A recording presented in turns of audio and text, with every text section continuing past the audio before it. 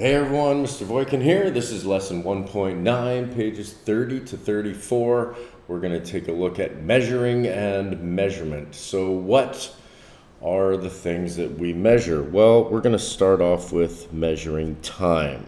So what are the units of time? Well, there's many. You can measure time in years, days, hours, minutes, and seconds. Of course, there are many other ones, but those are the most commonly ones used. The next thing that we're going to measure is going to be distance. So distance is a length, how long something is, how wide something is, how tall something is. And the units of measurement that we're going to use for that is, for us, will be the metric system, which will be dimensions such as, or units such as centimeters, millimeters, and kilometers.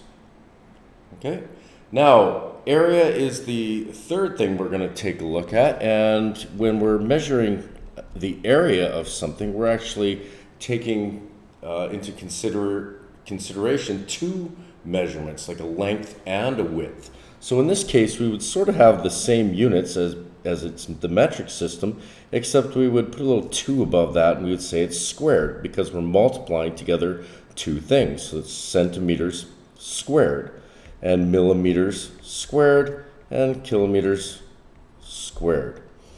Okay, and finally we'll move on to volume. And again, volume in the metric system would have centimeters, but we're going to be measuring three things. So for example, on a rectangular prism, you're going to have the length, the width, and the height. So there are three dimensions, so we got to make sure we put a little 3 above that, and we would say that this is centimeters cubed, millimeters cubed, and kilometers cubed.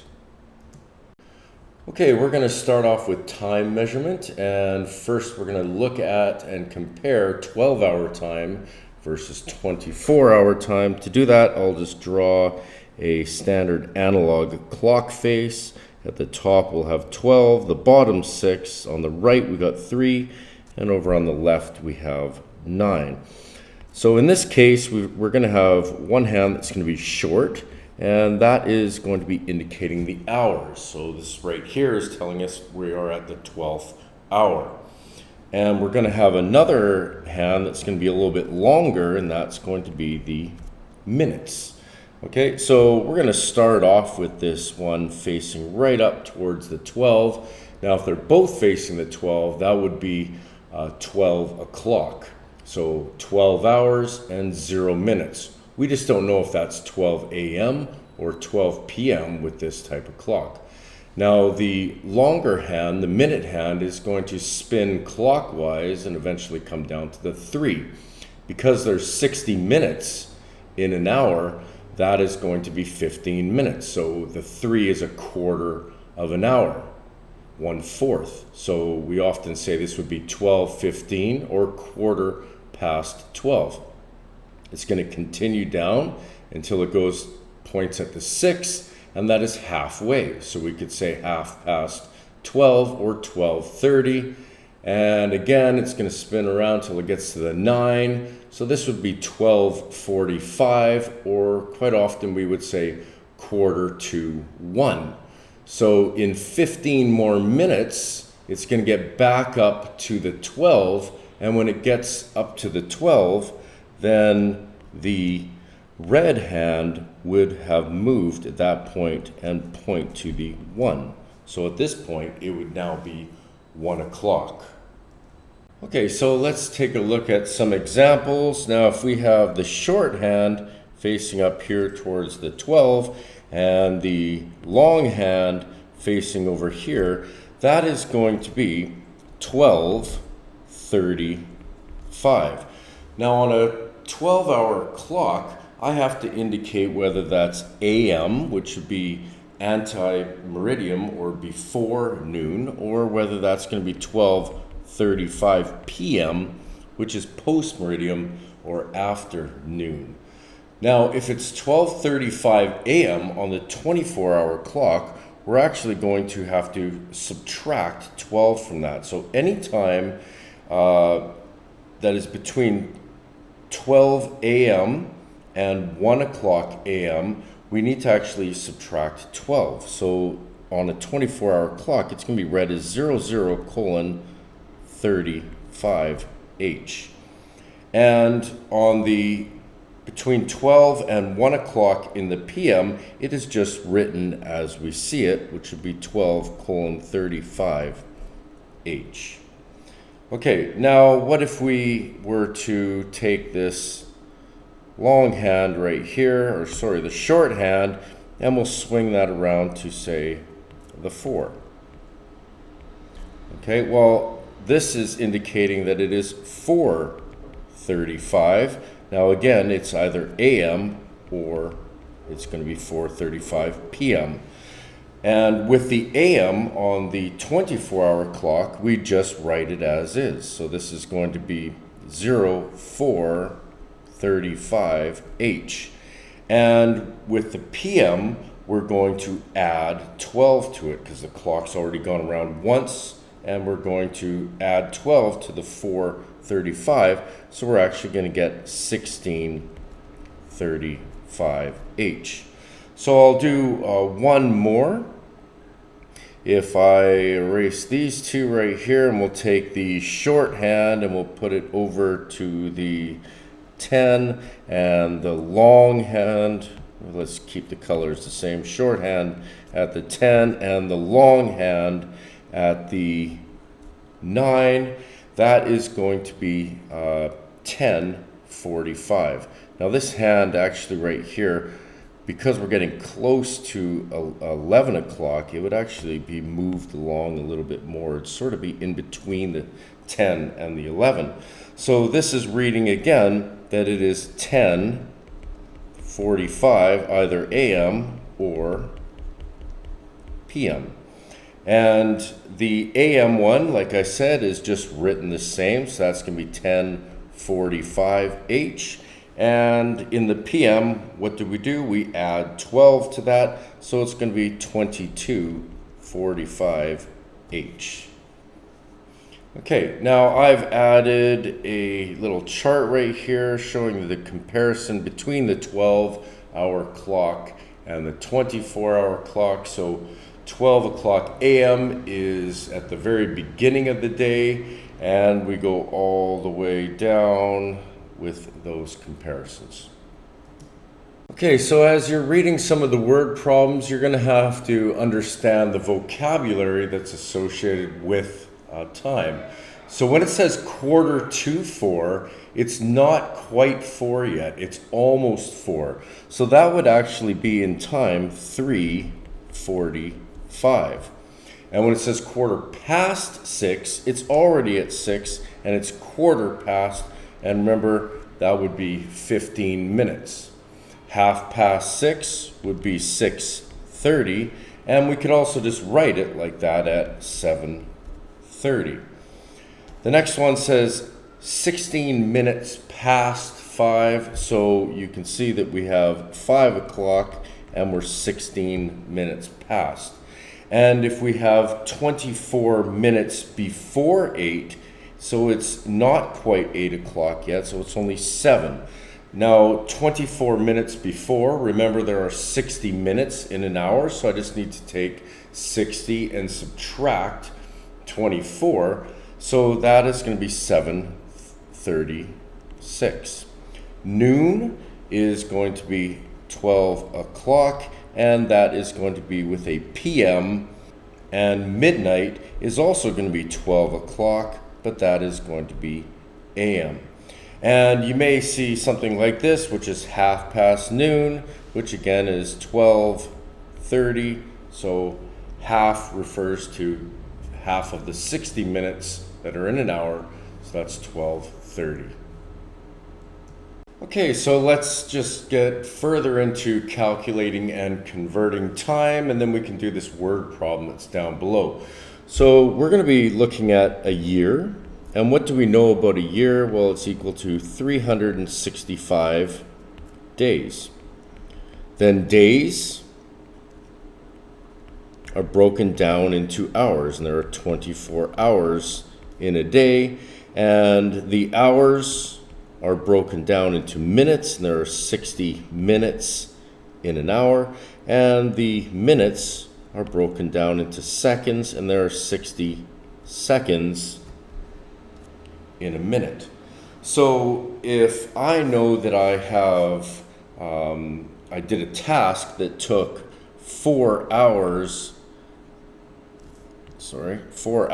and 35 minutes, then all I have to do is multiply the 4 by 60, and that will tell me the number of minutes I have. So that would be 240 minutes. And I'm going to add to that the other 35 minutes that were part of that time, and now we have a total of 275 minutes. Okay, and what if we're doing it the other way? Well, if I was told that I have 315 minutes, what I need to do is I need to sort of divide 60 into that. So I want to find out how many hours are in there. Well, I know that 60 times 5 is 300. So I know that I have at least 5 hours. So I'm going to now subtract those 300 minutes, that's equivalent to the 5 hours, and I have 15 minutes left. So 315 minutes is equal to 5 hours, 15 minutes. Okay, so let's take a look at this word problem. It says, Jamie studied for 1 hour, 35 minutes on Monday, 40 minutes on Wednesday, and 2 hours, 50 minutes on Friday. How much time did Jamie spend studying in hours and minutes?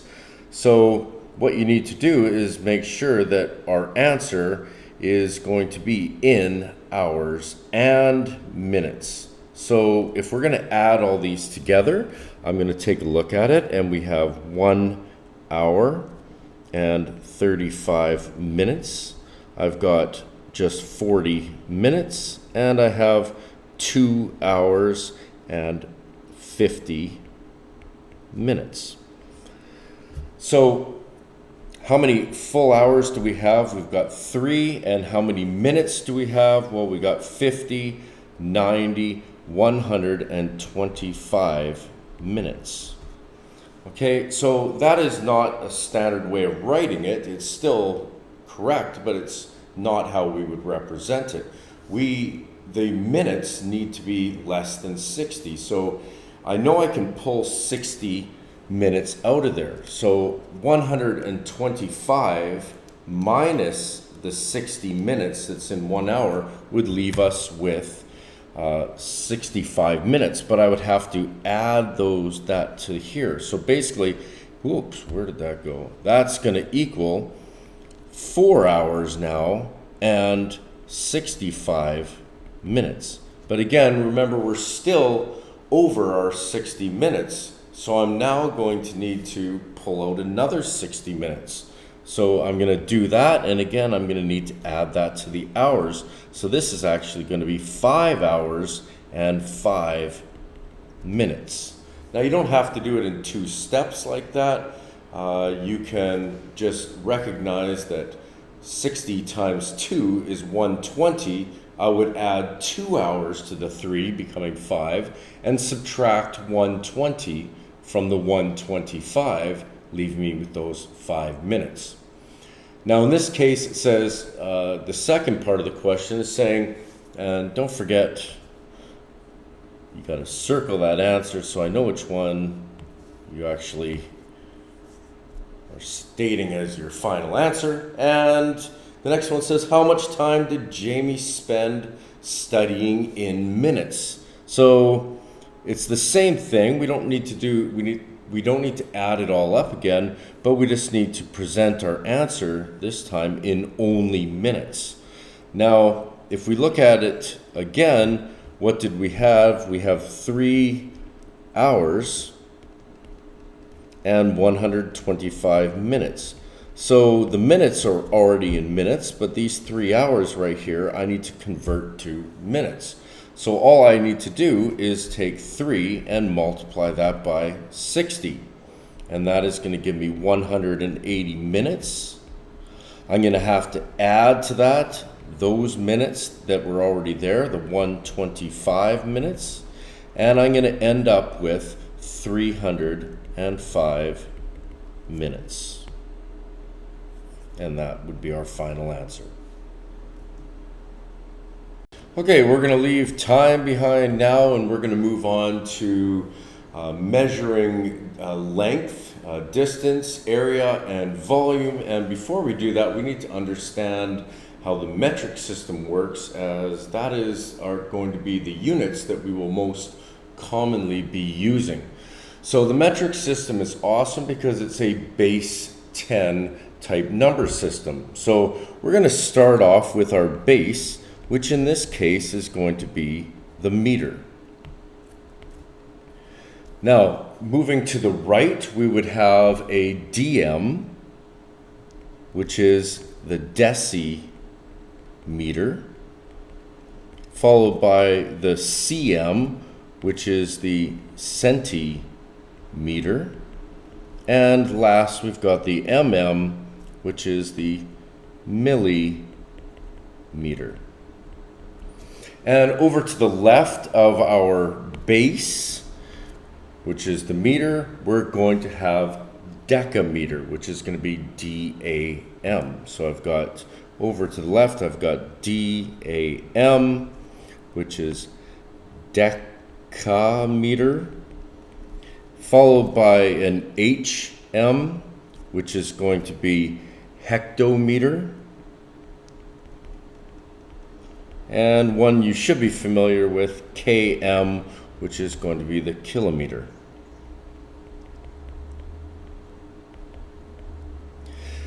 Now, every time that we are moving from one of the units and going to the right, we're just going to count the number of units that we went, and we're going to move the decimal that direction. So we're going to move it to the right and that many spaces. And if we're moving to the left in our units, we're going to do the same thing.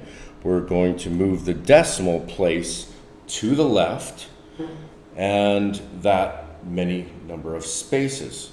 So I'm just going to shrink this down so we can see the chart that I drew up there, and we're going to look at the first example: convert 5.2 centimeters to millimeters. So where are we going from and to? We're going from centimeters, and where are we going to? Millimeters. Which direction are we going, and how many spaces? We're going one direction to the right. So that means I need to take that decimal and I need to also move it one space to the right. Okay, so this is going to end up being 52 millimeters. Okay, let's look at the second example, and it says we're going from millimeters and we're going to meters right here. So which direction are we going? In this case, we're going to the left 1, 2, 3 sort of places. So we're going to take the decimal that was right here, and we're also going to move it 1, 2, 3 spaces to the left. So we're going to end up with 45.5 meters. 45.5 meters.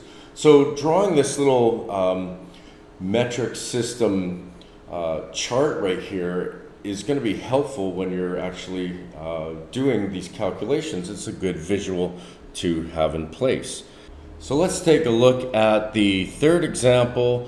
We're going from kilometers and we're going to the centimeters.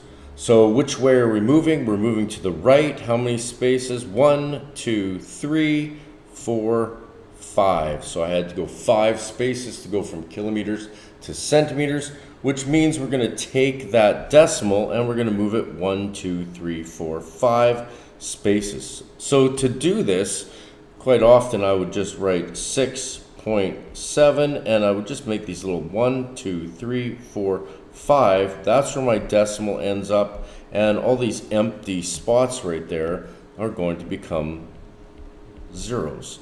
So what I end up with is 67 and 4 zeros. 1, 2, 3, 4. So be really careful when you're rewriting down your answer after you've done after you're done moving the decimal. It's easy to write down too many zeros or too few zeros, and in that case you'll get the question wrong. Okay, so we're going to take a look at doing some math, some calculations with dimensions, and it's going to be important that we have the same units. So it's very easy in example number 1 just to go 5.3 plus 6,500 plus 4.6, but what you have to recognize is the 5.3 and the 4.6 are meters, and the 6,500 is millimeters. So we can't add, subtract, multiply, and divide any of these numbers until we have them in the same units. Now, I brought over my little chart here because it's very helpful when doing some of these conversions. Now, I either have to change my meters to millimeters or the millimeters to meters. So I'm just going to do the easy way, which is 1, which is the millimeters. So I'm going from millimeters. Where am I going to? Meters. How many spaces was that and what direction? So I'm going to the left 1, 2, 3 spaces. If I'm going to the left, I'm moving the decimal to the left 3 spaces. It was at the end, so 1, 2, 3. It ends up between the 6 and the 5. So I can now rewrite this as 5.3 plus 6.5 plus 4.6. Now you could add them up as they sit horizontally like this, or you could stack them vertically. Remember to keep that decimal point lined up, and we're just going to add this up. We're going to get 4, carry the 1, we've got 6, 12, 16, and the decimal, again, remember, needs to be lined up right there. So the answer is going to be 16.4, but it's going to be important that you include the units. So each one of these were converted to meters, so I have to include the meters in my final answer. Okay, let's take a look at the next one right here, which is saying we got 50 centimeters plus 50 millimeters plus 5 meters. So in this case, I have 1, 2, 3 different units. So we need to choose one of them to use. Now, if it's not stated which one we have to use, so I'll just select one. I will choose the centimeters, so I now need to convert 50 millimeters to centimeters. And again, where am I starting? I'm starting at millimeters. Where am I going? 1 jump to the left, so 1 jump to the left. So this one right here is going to stay the same at 50 centimeters. I'm going to add to that 5 centimeters as I jumped that decimal place. It was right there, 1 to the left. And meters, I need to go to centimeters. So where am I starting out? I'm starting out at meters. To go to centimeters, I'm 1, 2 to the right. So that means I'm going to take that decimal that was right there and boom, boom, 2 to the right. I've got 2 empty spaces that are going to be filled with zeros. So that's going to be the number 500. So this will be plus 500 centimeters. And again, I can just stack these. So I've got 500 plus 50 plus 5, which is going to be 555. And so my answer will be 555 centimeters.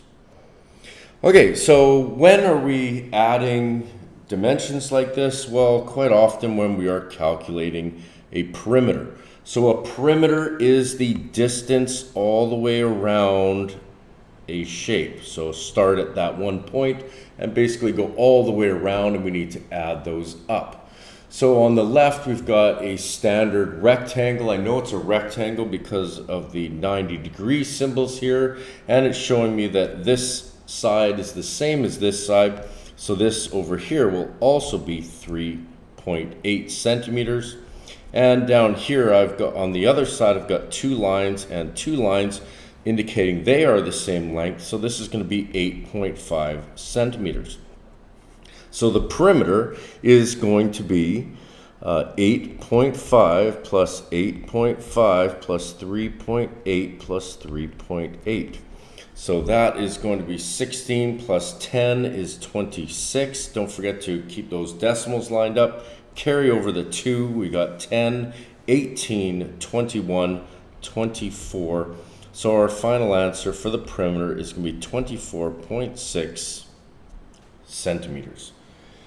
Okay, now let's move over to the right. We've actually got or like a compound shape right here. Basically, a square and a rectangle, if you wanted to say split it right there. But we're missing some dimensions in this case. So if I was to start off here, it's going 40, but it doesn't tell me what that dimension is, and it doesn't tell me what that dimension is. Then I'm going 300, and then 800, then 40. Now those numbers seem a little off because I've got 40 and also 300. Why is this one shorter, but the number is larger? Well, again, you got to look carefully. I've got centimeters and centimeters right here, and I have millimeters and millimeters right there. So I just can't add those ones up. I need to first do some converting. So 800 millimeters is going to equal 80 centimeters. So that is gone. And 300 millimeters is equal to 30 centimeters. So that number right there is gone. Now I've got everything in the same units. So all I have to deal with is these missing sides. Well, if I know that this bottom length is 80 and this one up here is 40, that tells me that the other one right here would have to be 40. So it'd be like 40 for this one, 40 for this one, and 40 plus 40 equals my 80 down here. So I can write that one in right now. This is going to be 40 centimeters. And for the other side, I'm going to do the same. So I can see this is 40 centimeters. Over here was 30. So what is this one going to be? Well, 30 plus 10 equals 40, or I could do it the other way. 40 minus the 30 equals 10. So this one right here is going to be 10 centimeters. And again, just always being aware that I'm having the same units here. So what are we going to do in this case? We're going to add them all together because it's asking for perimeter. So 40 plus 10 plus 40 plus 30 plus 80 plus 40, and we're done. Okay, so I can just stack all these. So I've got 40 plus 10 plus 40 plus 30 plus 80 and plus 40. So 4, 5, 9, 12, 24. Okay, so that is going to be 240 centimeters. Don't forget those units or you're technically incorrect. Okay, we're moving on to area, and area is going to be basically a length times a width. So we sort of have two things that we're going to be multiplying together.